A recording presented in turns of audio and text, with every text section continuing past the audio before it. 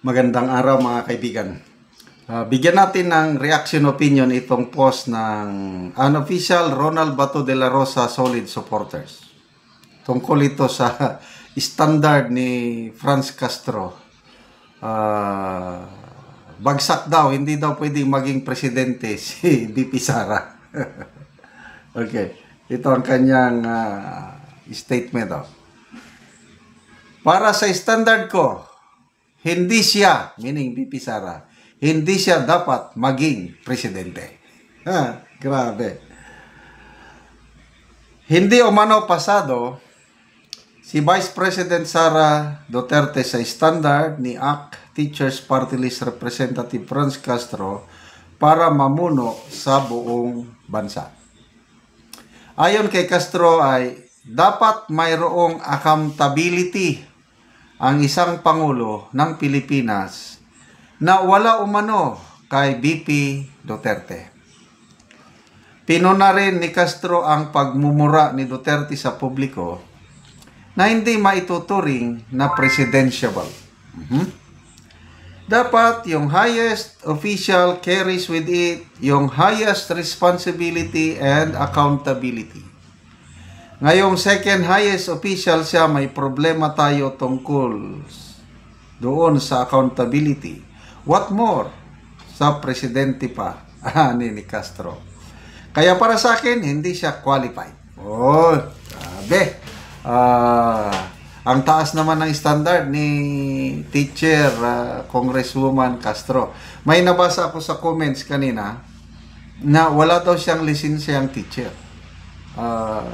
Is that true? Wala akong masyadong background. Sa mga hindi nakakalaman, ang una kong trabaho is secondary classroom teacher, high school teacher ako. Agricultural, Bachelor of Science in Agricultural Education ako.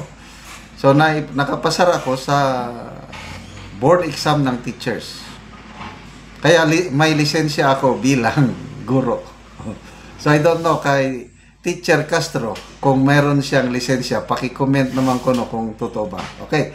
Kasi kung wala siyang lisensya, paano niya nire-represent ang mga teachers? Hindi naman pala siya teacher. Okay. Ano pa? Okay. Sabi niya, accountability. Anong accountability? Ano pa lang yun? Mga allegation pa lang yung sinasabi ng mga misuse ng confidential funds. Yung notice of disallowance, hindi pa yun final o conclusive findings ng COA. Hintayin natin ang final conclusion ng COA tungkol doon. So, inaakusahan nyo na si VP Sara na may nilustay, wala pa. Speaking of accountability, sino ba yung may conviction ng Regional Trial Court? Mga ganun ba, hindi, ganyan talaga ang tao. Pag ina-accuse mo ang isang tao, ganun, 3 fingers ang nakapoint sa kanya. Kaya, pagpasensyahan na lang natin si Teacher Castro. Ano pa? Yung pagmumura.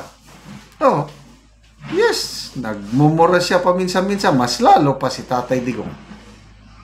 Yung palamurang presidente. Siya ang pinaka-the best presidente sa buong Pilipinas. Sa aking karanasan, naabutan ko, born 1959 ako. So, Macapagal.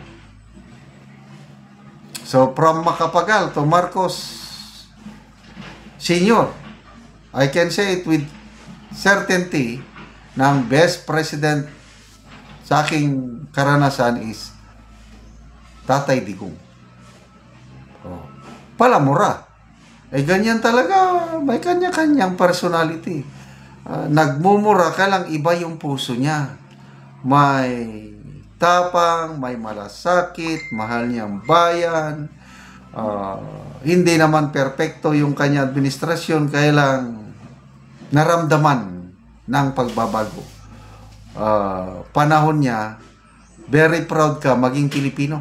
lalo na mga OFWs natin. Kaya maraming OFWs na nagmamahal kay Tatay Digong sa mga Duterte. Kasi kapanahunan ni Duterte, bilib na bilib sa kanya ang mga foreign governments o foreign nationals dahil sa kanyang tapang at malasakit. Ngayon, wala na. Yung ginawa ng administrasyong ito, yung pag-surrender o pag-kidnap nila kay PRRD, na pahiya tayo sa buong mundo. Kaya maraming OFWs ngayon na dismayado or galit sa administrasyong ito. Kaya naiinggit sila kay BP Sara kasi palagi nang nagbibiyahe si BP Sara ngayon. In just a period of 1 month, 4 na bansa ng pinasyalan niya at nakipag meet and greet sa mga OFWs. Ang daming talagang pinagsisiksikan talaga. Pagkaswerte naman yung mga kababayan natin na nakapagpa-selfie na o nakakamay kay BP Sara. Ako, ni Anino, hindi ko pa siya nakita ng personal. Silang dalawa ni Tatay Digong. So, okay, so pabayaan na lang natin si Francis Castro. Kay ganon kataas ang iyang standard. Basta tayong mga DDS, alam natin sino yung may tapang at malasakit, sino ang magiging presidente by 2028. So, ang pagtuunan natin ngayon, pansin, dalawa, yung paglabas ni Tatay Digong, pagdasal natin. Kanina, na-vlog ko na, ulitin ko lang. Ang rason pala na nag-oppose yung prosecution, nung una, nagkasundo. Pwede. May napagkasundo ang isang bansa. Doon sa petition na inilagay ng abogado ni Tatay Digong, ibang bansa ang nakalagay. Hindi itong napagkasunduan. Yon ang dahilan bakit nag-oppose. Dahil itong bansa daw na ito na nailagay is malayo sa ICC, malayo sa Netherlands. Baka daw mahirapan ang host country sa pagdala, balik kay Tatay Digong kung may trial. So sana, balik na lang sa original country na napagkasunduan para makalabas na si Tatay Digong dahil yun ang immediate need niya ngayon na makalabas para mahibsan ang kanyang kalungkutan, ang kanyang stress and everything at mas madali siyang dalawin ng kanyang pamilya. Okay, salamat mga kaibigan sa inyong pagsubaybay sa ating channel. Nakakatulong kayo ng malaki sa Tribong Talandig ng Bukidnon. Ang sweldo natin sa channel na ito is pantulong natin sa tribo. Namimigay tayo ng mga libreng yero at pako para makapagpatayo ng mas maayos na tahanan ang Tribong Talandig. Panoorin ninyo ang video na ito. Nani ang kadtong balo nga natagaan og sen. Kay gitabangan lang ni sa iyang papa.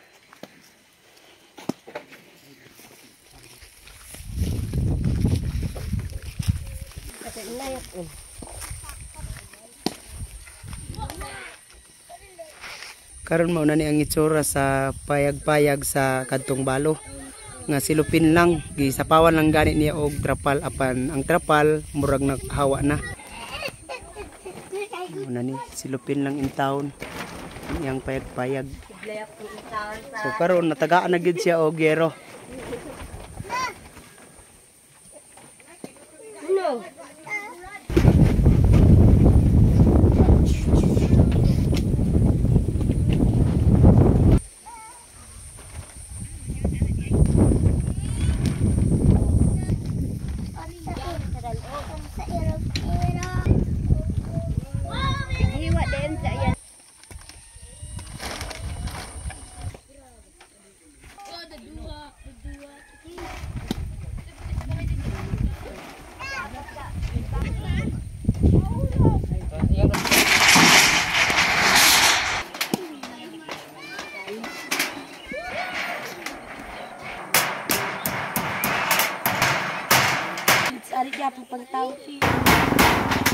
Karon maayo na gyud ang atop human na gyud.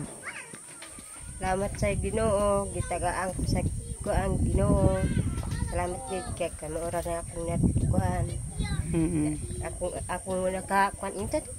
Salamat sa nagtabang sa akong sen, ma ko Balay na ko sa akong akong anak na ako ra gabuhi. Oo. Mura gid ka. Kay balo naman ka.